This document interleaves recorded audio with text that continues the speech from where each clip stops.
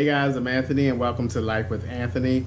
If you are new to my channel, welcome. I do appreciate your time. And to all my YouTube friends out there, what is going on? I hope you guys are doing well. It's been a minute since I posted, but today I wanted to come on and share with you guys that I did choose a part-time gig, as the title suggests of the video. And I just wanted to sit down and talk to you guys and share with you guys why I chose this particular part-time gig. First, let me just start off by saying Amazon Flex is. I did everything. I went through the whole sign-up process as far as the app would allow me to do it. And then at some point they said that there were no openings in my region, which is the Amazon distribution center at about 15 minutes up the road from me. And they popped up Philadelphia, and I was like, I'm not going to Philadelphia just to do Amazon. So I quickly dismissed the Amazon Flex. However, they did send me an email saying that whenever something becomes available in my region, that they would let me know, and I can further fill out the sign-up process. So then at that point I had decided that, okay, I'm not even going to fool with Amazon Flex. I also started thinking, you know, the whole process of doing Amazon Flex every day that I decide to do it, which is to go to the distribution center, stand in line for almost an hour, wait for my vehicle to be packed out with packages. And I just felt like, okay, do I really want to go through that process? Even though out of all the little part-time gigs that I looked into, Amazon Flex would pay the most. It got me to thinking in a different way. Okay, why am I deciding to have a part-time gig in the first place? You know, it's certainly not because I need the money. I mean, hello, I just now furnished my whole apartment, and those of you who have been following me for like what, 2 or 3 years have never known or heard of me speaking about getting a second job. So why? Basically for 2 reasons. The one that I mentioned in my last video is that I have too much time on my hands here. I'm just sitting around this apartment. Other than working, I'm here in an apartment. So once again, it's about, for me, making better use of my time, you know. And then the second reason is I'm using this part-time gig as a savings account. Every single penny of this money that I make from doing this part-time gig is going into my savings account. And I thought, what better way to, you know, boost your savings account and not have to use your full-time money than a little small part-time gig. So let me talk about what I chose to do. After I dismissed the idea of Amazon Flex, I decided to look into other, like, food delivery type, or not other, because Amazon is not a food delivery, but food delivery type of businesses like Grubhub, Uber Eats, Postmates, Instacart, DoorDash, those type of companies or whatever, jobs. So after getting online and looking at countless videos of all different ones, people who do DoorDash, people who do Uber Eats, people who do Grubhub, I came across 3 people that really gave me some really good insight to help me make a decision at which one of those that I was going to try. Now, a lot of people do multiple ones. That's not going to be me. I'm not going to be signing up for no 2 or 3. If one don't work, I'm calling it quits, you know. But it is a type of deal that you got to be patient. Some days you're going to go out and you might get, you know, 5 or 6 deliveries. Other days you might go out and you might not. So it's one of those things where patience is definitely going to be key.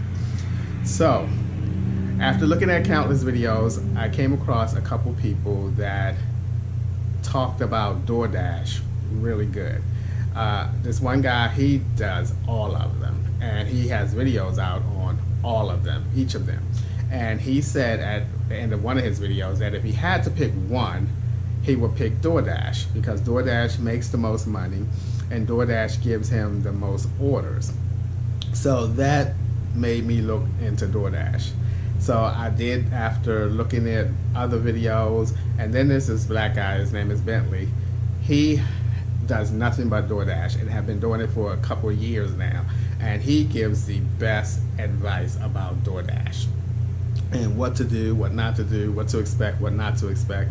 and I learned a lot from him and his videos. And then this other guy, I watched just one of his videos, and he gave some really good tips as well. So I feel like I'm prepared, and I know a little bit of tips and trades about doing DoorDash. So I'm set to go out tomorrow.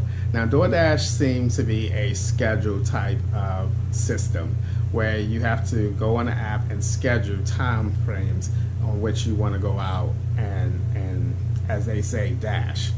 I guess you can't just be sitting home and say, oh, okay, I'm gonna go out and do it. You know, I think it's a schedule thing with DoorDash, which is cool. Now, they have this schedule like the breakfast run, the lunch run, and the dinner run. And I decided that my focus is going to be on the lunch run, simply because I don't want to do dinner during the week and have to go on my full-time job right after I finish, delivering. So lunch is the best time for me. It's generally, from what I've been seeing about their schedule, from like 11:30 to 2 o'clock in the afternoon, which is great because I can come home, get a 2-hour snoozer in, and then get up and do 2.5 hours of driving. So it's not that bad at all. Now, they didn't have my immediate area as an option of going to deliver, but they did have the area that I go to my Walmart, which is 10 minutes up the road. So that's where I'm going to station myself when I start driving tomorrow. And I'm excited, but a little nervous. There have been periods throughout yesterday and maybe even the day before that I thought, okay, do you really want to do this? Do I really want to do that? And then I thought, okay, let's just give it a try first. Just give it a try before you just not want to do it at all. You've already signed up. I've already signed up, and I may as well go out at least one day and see what it's like. So tomorrow I am scheduled to go out from 2 to 4:30, which is the 4th of July. They have a special promotion going on tomorrow if you go out, that during the time frame that I'm going out from 2 to 4:30, you get an additional $4 for every delivery. So tomorrow is definitely not going to be a good representation of what I could do because of the special that they have going on and giving the additional $4. So I'm not looking at tomorrow as, this is what I can really make or do. Sunday, I'm going out as well for 2.5 hours. And when I look at the whole timing of it I'm definitely not going out more than 4 days a week. Let me back up just a little bit, and let me now talk a little bit about setting goals, because each of the 3 people that I watch, suggest to set goals. Set how much you want to make, set how much time you're willing to spend to reach that goal. And so that's what I did. And so my goal is to make $100 a week from this part-time gig. And I'm going to be doing it, like I said, in 2.5 hour increments every time I go out. I'm focusing on the lunch hours because that fits best with my work schedule. I still have so much time to come back after delivering 2.5 hours and getting some sleep in or whatever before going to work. So $100 a week, which will allow me to put $400 to $500 in my savings account every month. And I say $400 to $500 because maybe some days I will exceed what I have on my goal.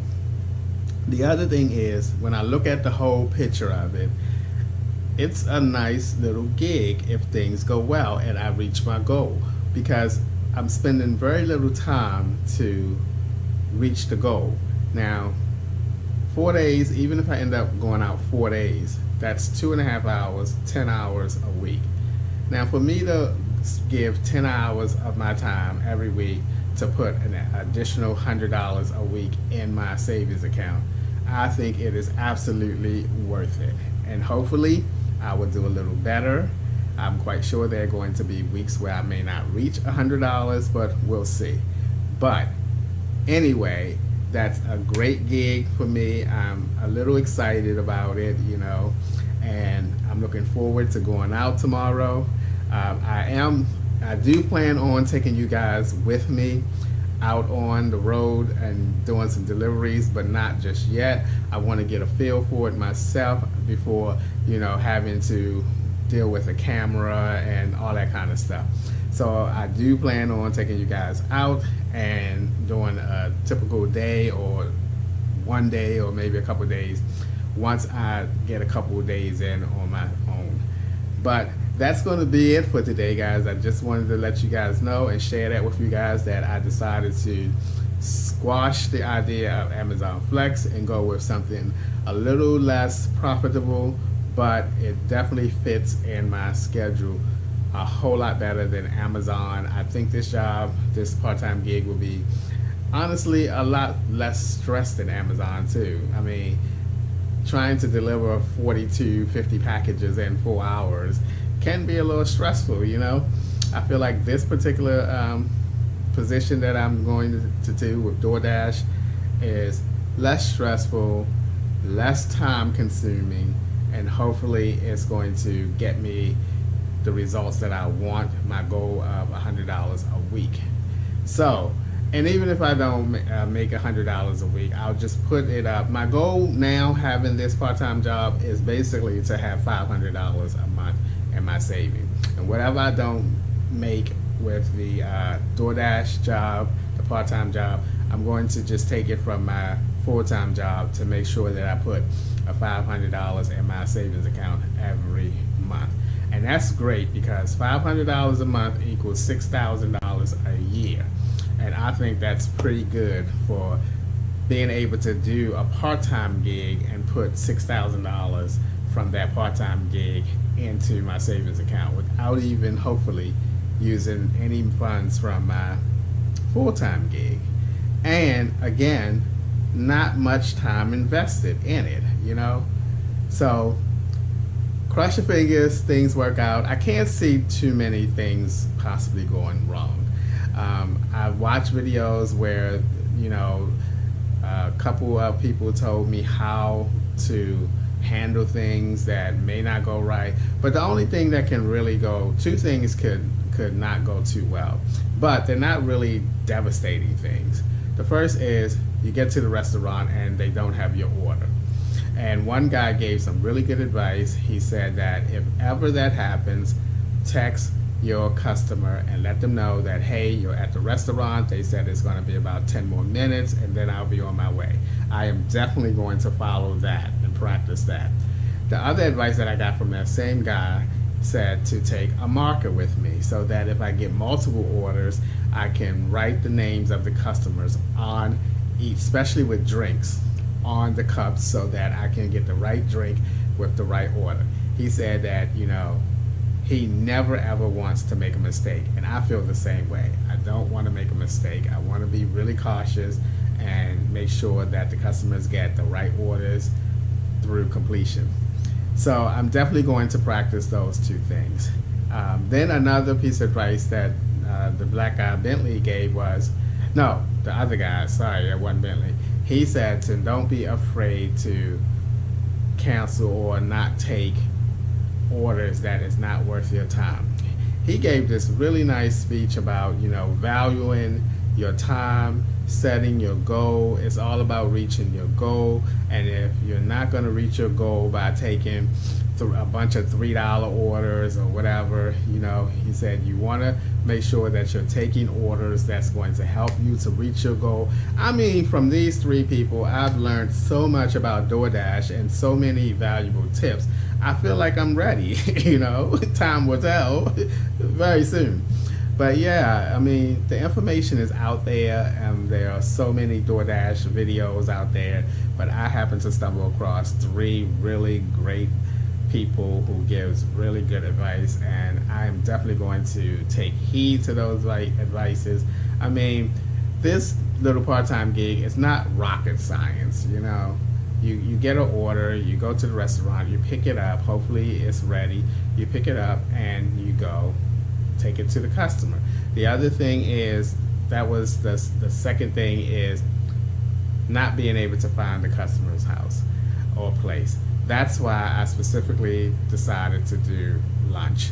I don't want to do night driving because as an Uber driver for 6 months, I know that it can be hard at night to find apartment buildings and apartment addresses.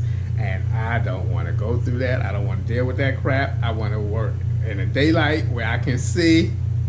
And he also said that, don't be afraid to call the customer and ask directly where they are. If you're in the complex and you still can't find that building, give them a call and say, hey, I'm here. Can you direct me to? Just all kinds, once again, just all kinds of great tips out there. And I appreciate those people who made those videos to help people like me who are just starting out, to ease into it with as little problems as possible. And there also is the DoorDash helpline that if you need to reach them, you can reach them. All three of the people said that they are very helpful and you can reach them when you need to reach them. So I feel comfort in that. But I don't really anticipate any problems. I really don't. I mean, I have the GPS on my car, who, by the way, is working well now. She ain't dumb no more. And, I have the GPS on my phone, so I don't anticipate any problems, But anywho, guys, that's going to do it for today's video. I'm really excited. I'll check back in with you guys after I have done a couple of shifts, I suppose to say is the right term. And I'll let you guys know how my first few days of door dashing, they call themselves dashers, went. Alright, that's going to do it for today's video. As always, thank you guys for taking a few minutes out of your day to watch my videos. I appreciate it, and I'll see you guys the next time.